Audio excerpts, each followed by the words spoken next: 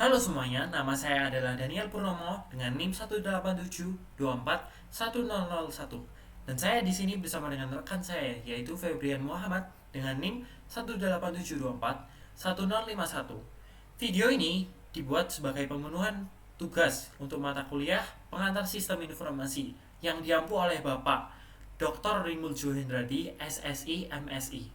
Pada kesempatan kali ini, kami akan membahas mengenai studi kasus data Bank Indonesia diretas akibat serangan ransomware. Nah, pernahkah kalian berpikir bagaimana suatu data penting dari suatu perusahaan yang sangat besar atau instansi yang besar bocor begitu saja di publik? Dan lebih parahnya lagi, data-data tersebut diperjualbelikan oleh hacker di dark web. Nah, hal tersebut adalah Bank Indonesia di tahun 2020 awal. Nah, bagaimana sih kebocoran data ini bisa terjadi? Nah, pertama-tama kita harus mengetahui dulu, kebocoran data itu apa sih? Kebocoran data adalah salah satu ancaman utama dalam dunia digital sekarang. Dan pada kasus kali ini, Bank Indonesia lah yang mengalami insiden tersebut.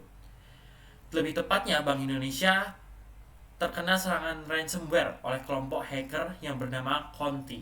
Nah, hal tersebut membuat kita berpikir lebih jauh lagi. Bagaimana sistem keamanan cyber di Indonesia ini masih rentan terhadap serangan ransomware dan eksploitasi celah keamanannya.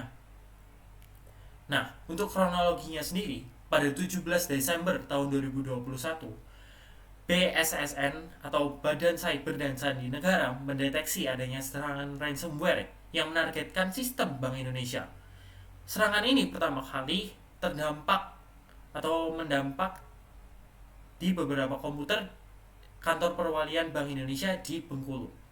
Lalu lanjut, di tanggal 20 Januari 2022, kelompok hacker yang bernama Conti mengklaim bertanggung jawab atas serangan ini dan mulai mengunggah sebagian besar data curian ini ke dark web. Mereka mengaku telah mencuri data internal Bank Indonesia dan mengancam akan menyebarkan lebih banyak informasi. Lanjut, pada 22 Januari tahun 2022, volume data yang bocor bertambah menjadi 74 GB, mencakup berbagai dokumen internal dan informasi sensitif. Laporan menyebutkan bahwa lebih dari 200 perangkat milik Bank Indonesia terinfeksi ransomware.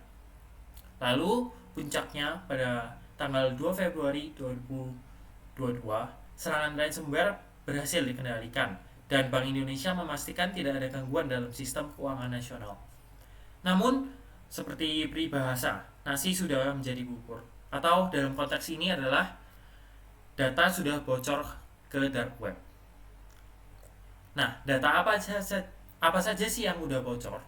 Ada beberapa jenis data yang terkena dampak. Yang pertama ada dokumen internal, yaitu dokumen-dokumen Bank Indonesia yang terkait dengan operasional dan kebijakan internal Bank Indonesia yang seharusnya bersifat private atau tidak bisa diketahui oleh publik.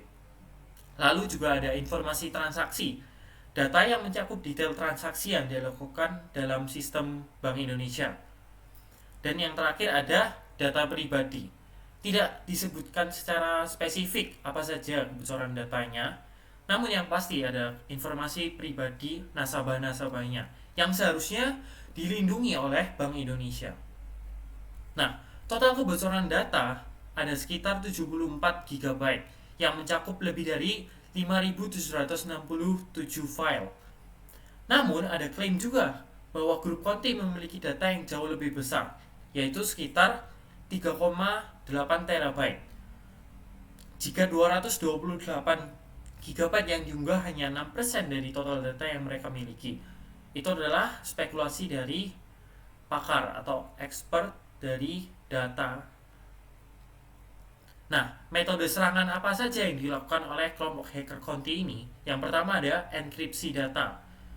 Conti menggunakan metode enkripsi untuk mengunci data korban yang membuatnya tidak bisa diakses tanpa kunci dekripsi. Lalu yang kedua ada penggunaan ransomware as a service atau sering disingkat sebagai RAAS. Conti beroperasi sebagai RAAS yang memungkinkan mereka menyewakan malware kepada peretas lain untuk melakukan serangan. Lalu juga ada eksploitasi kerentanan sistem, yaitu Conti akan menganalisis apa saja plot hole-nya atau yang bisa direntas melalui hal tersebut. Yang keempat ada penggunaan file berbahaya. Seperti di dalam kasus ini, ada sender2.exe, v2.exe, dan v2c.exe untuk mengenkripsi data. Nah, hal-hal tersebut jika tidak diwaspadai dan di-download begitu saja, hal tersebut ternyata dapat berpotensi sebagai file yang harmful atau berbahaya kepada sistem. Lalu yang kelima ada penggunaan platform dark web. Koti mempublikasikan data yang sudah dicuri di platform dark web sebagai ancaman untuk memaksa korban, yaitu Bank Indonesia untuk membayar sejumlah uang atau tebusan yang diminta. Baiklah, di sini saya akan melanjutkan presentasi yang dilakukan oleh rekan saya tadi. Sebelumnya perkenalkan, nama saya Febrian Muhammad dengan NIM 187241051. Di sini saya akan mempresentasikan dampak negatif apa yang ditimbulkan oleh serangan ransomware terhadap Bank Indonesia ini. Yang pertama dari segi keuangan.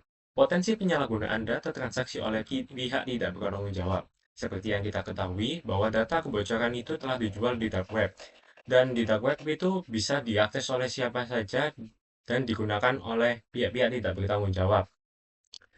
Dan juga biaya pemulihan sistem dan peningkatan keamanan yang tinggi. Untuk mengatasi hal-hal dari kebocoran data tersebut, tentunya dibutuhkan biaya yang tidak sedikit. Dan juga untuk meningkatkan sistem keamanan negara dari bidang cyber itu, perlu diadakan peningkatan anggaran dari APBN. Selanjutnya, kepercayaan masyarakat. Masyarakat lebih waspada terhadap sistem keamanan nasional terutama data pribadi mereka. Seperti yang kita ketahui bersama bahwa kepercayaan masyarakat terhadap pemerintah semakin lama semakin berkurang.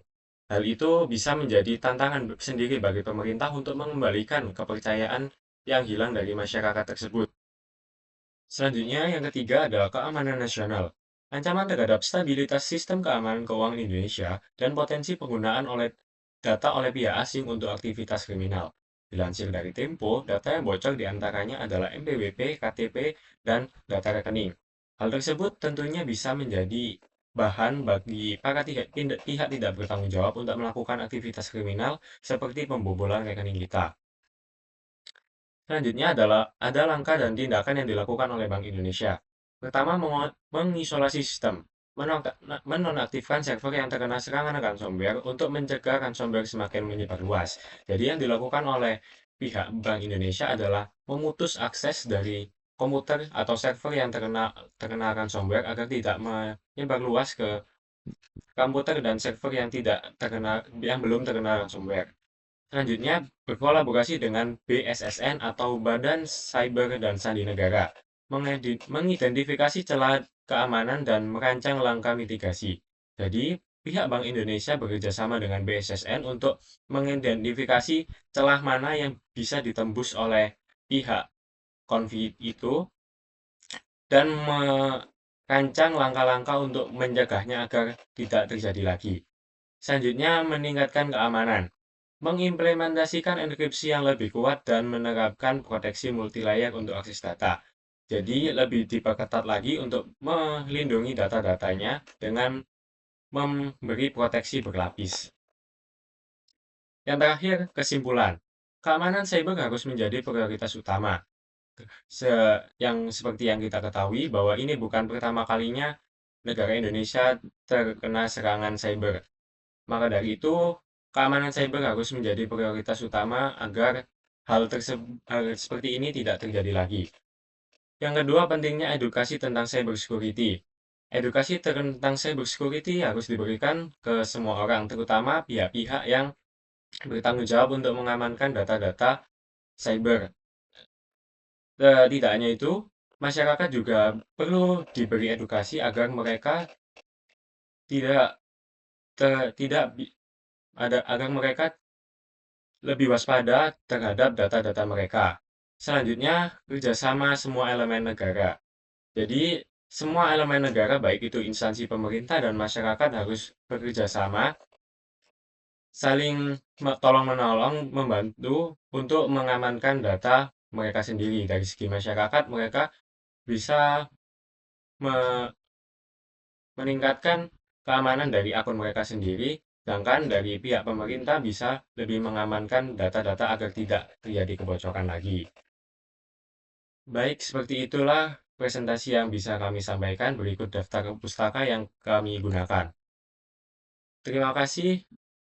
Kurang lebihnya mohon maaf sekali lagi apabila terdapat salah kata dari kami berdua. Sekian presentasi dari kami berdua. Kurang lebihnya mohon maaf. Wassalamualaikum warahmatullahi wabarakatuh.